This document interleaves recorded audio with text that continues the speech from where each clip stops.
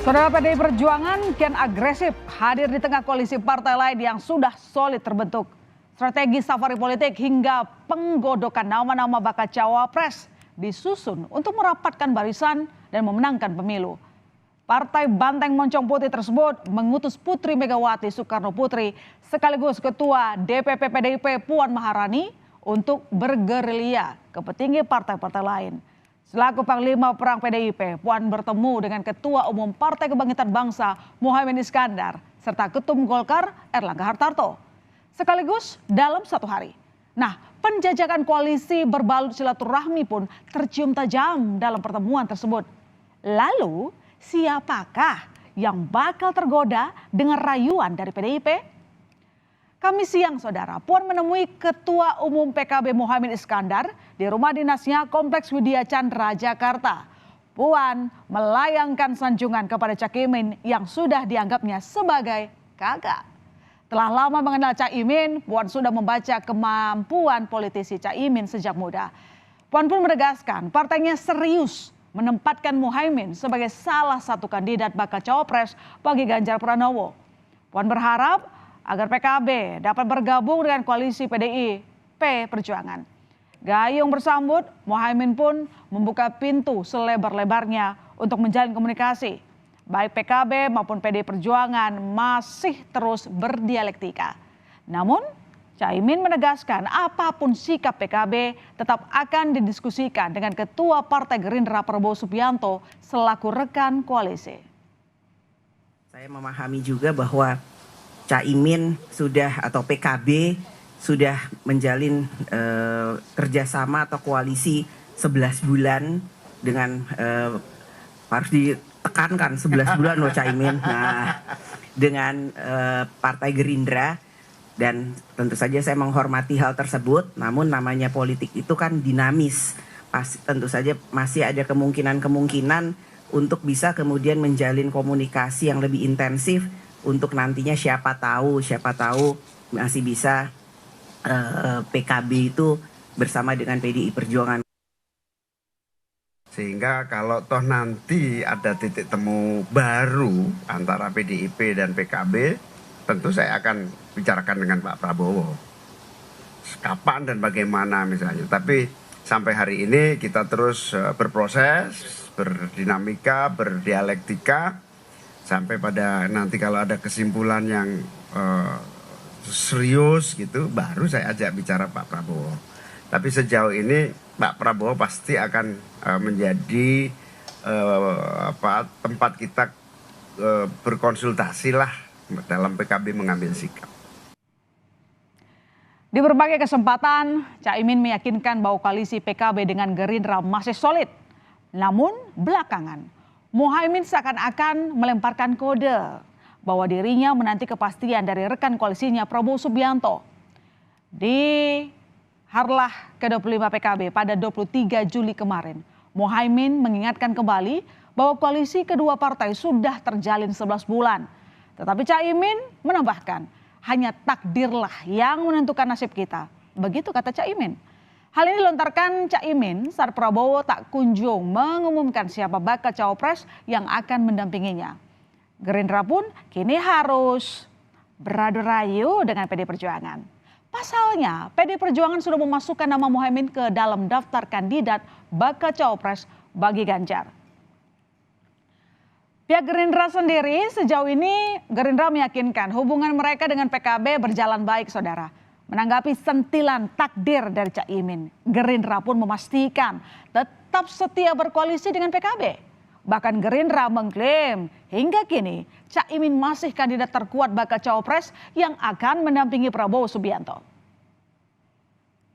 Kerap, masih hangat dan masih saling mempercayai, saling menghargai. Baik pembicaraan antara Gerindra dengan PKB ataupun pembicaraan antara PKB dengan Gerindra. Apa itu? Yakni pembicaraan bahwa keduanya untuk saling bekerja sama membangun kerjasama politik 2024. Dan berkali-kali kami mengatakan bahwa Ketua Umum Partai Kebangkitan Bangsa adalah orang yang memegang posisi paling utama untuk mendampingi calon wakil presiden di Pak Prabowo Subianto. Tidak hanya dengan PKB, strategi memperluas kerjasama politik juga dilakukan Puan dengan menemui Ketua Umum Partai Golkar Erlangga Hartarto di rumahnya Jakarta Selatan Kamis kemarin. Usai pertemuan tertutup, Erlangga menyerahkan karangan bunga warna merah dan kuning yang menyimpan makna-makna tersembunyi. Bunga politik, Erlangga menyebutnya. Erlangga bilang bunga menggambarkan soft politics dan bunga yang indah berwarna kuning dan merah yang kita tahu adalah warna dari kedua partai Golkar dan PDIP. Hasil pertemuan tersebut, Puan dan Erlangga sepakat membentuk tim khusus untuk membahas lebih lanjut sejumlah hal. Tak hanya soal membangun bangsa dan negara, tetapi juga menuju Pilpres dan Pileg, dan tentunya peta koalisi partai. Tim teknis itulah nanti kita akan bahas apa saja yang kemudian bisa menjadi persamaan, apakah yang kemudian harus dicari titik temunya. Saya nggak mau bilang perbedaan, tapi kita cari titik temunya sehingga kita nantinya insya Allah bisa bersama-sama. Menggodanya kalau dengan Caimin dengan PKB itu ada tawaran cawapres, untuk bakalan disebut sebagai limanya itu. Nah kalau dengan Golkar cara menggodanya seperti apa? Cara menggodanya dengan bunga merah dan kuning. Ya tentunya kita kan cair. Kita lihat di tempat ini kan ada P3, kemudian masih ada PAN. Jadi kita akan lihat secara keseluruhan. Berarti memastikan KIB pindah ke Ganjar Pranowo dan kita akan lihat ke depan karena masih banyak hal teknis. Nah itu juga yang dibahas dengan tim teknis nanti. PR. Ya, tidak hanya safari politik ke PKB dan Golkar, jauh sebelumnya Puan juga membuka kebekuan politik dengan Partai Demokrat. Pada 18 Juni 2023 lalu, saudara, Ketua DPP PDI Perjuangan Puan Maharani bertemu dengan AHY di Komplek Gelora Bung Karno setelah masing-masing berolahraga di sana. Pertemuan yang sederhana namun penuh simbol.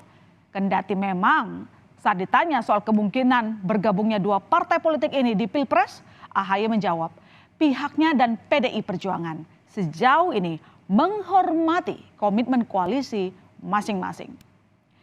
Nah, dalam jalan menuju Pilpres, Agus Harimurti Yudhoyono sebagai nahkoda Demokrat memang banyak digoda oleh sejumlah partai. Padahal Partai Demokrat sudah dipinang oleh koalisi Partai Nasdem dan PKS untuk mengusung Anies Baswedan sebagai bakal capres. Namun, posisi koalisi Demokrat tak menyurutkan partai lain untuk merebut hati AHY. PD Perjuangan bahkan memastikan nama AHY sebagai salah satu kandidat bakal cawapres Ganjar Pranowo.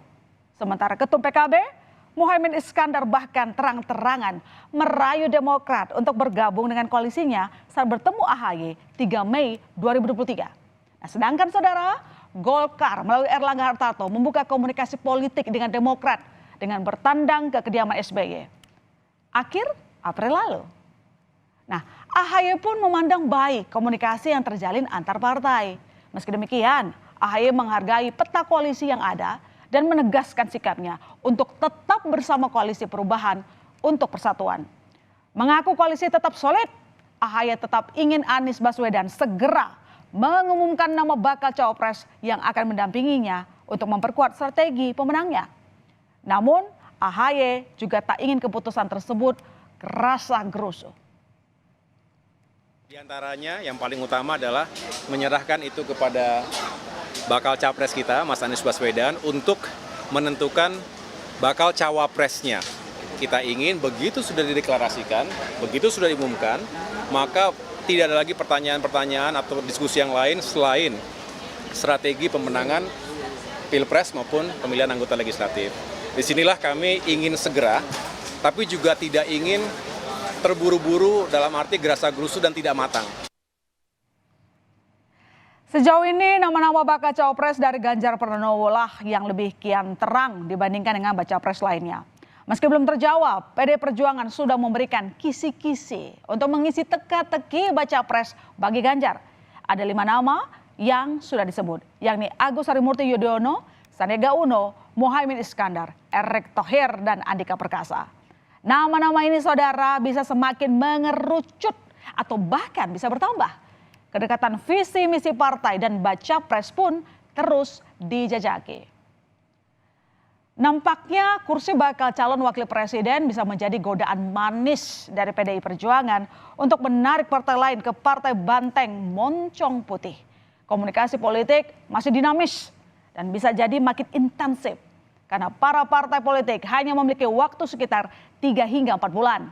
Hingga pendaftaran bakal capres dan cawapres dibuka pada pertengahan Oktober mendatang. Segala sesuatu masih dapat terjadi di tengah adu rayu koalisi. Kita akan lihat saudara, siapa yang akan bersama-sama memasang janur kuning dalam Pilpres nanti. Atau justru siapa yang akan berpaling ke lain hati.